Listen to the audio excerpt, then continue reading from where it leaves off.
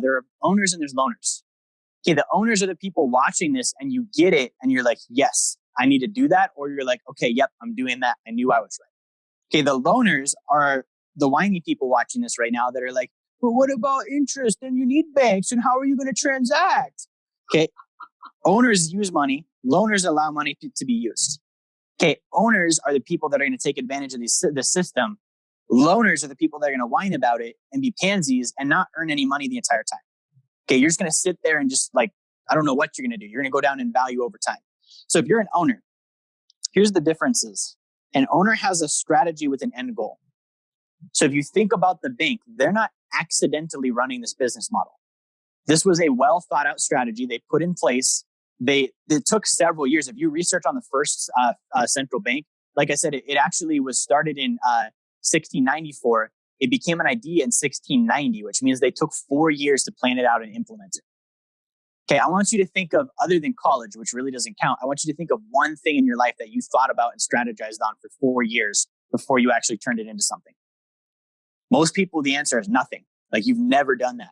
This is what they did prior to starting the first central bank.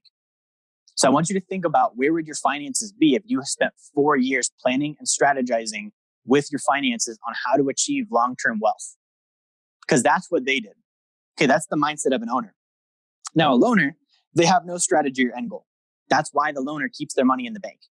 And the reason we call you a loaner is because you're loaning your money to the bank. By leaving it in the bank, you are loaning it to them. They are making money on it. They are paying you nothing. You are a loaner. And you're not even a good loaner. Like, you're not even charging a good interest rate. You're charging, like, what's the best we've ever seen? Maybe 2% on like a CD or a money market. High interest, 2.5. Yeah, and you got to have like 300 grand in it for to actually yield 2.5. And these people are like, I got 2.5%. They don't know that the bank's making 50% on their dollars, could lose them at any moment. And this person has nothing covering them other than FDIC insurance, which is taxpayer money. Okay, that their own money. That's the mindset of a loaner. Okay, the owner invests in a system to multiply money. They're investing in a system.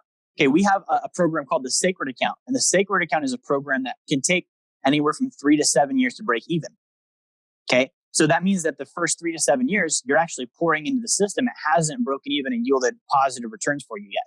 The loaner is going to look at that and be like, well, what about the 3 years or the 5 years? How do I get my money back? And they're whining about it.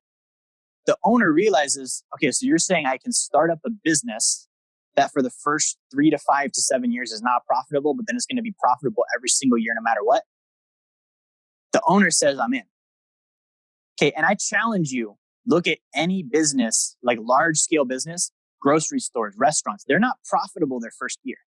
Okay, they're like grocery stores. I don't even want to go into like think about the margins someone might make on milk. Okay, how much milk would they have to sell to break even on a Fred Meyer's or a Cars or a Whole Foods? So they're probably going into it knowing that their break even is 3 to 5 years in before they start cash flow. And even then, it's not guaranteed. So the long-term mindset is, I'm going to invest in a system that will definitely and guaranteed multiply my money. Now, that's again the owner. The loaner's mindset is, if I give my money to investment, then I don't have the money. So I better not invest, because they're concerned about financial security and emotions of having money in the bank in case something bad happens. Okay, do you want to know what something bad is that's going to happen? Not having wealth, having to work for the rest of your life, trading time for money because you didn't do squat because you were a loaner and you left your money in the bank the entire time.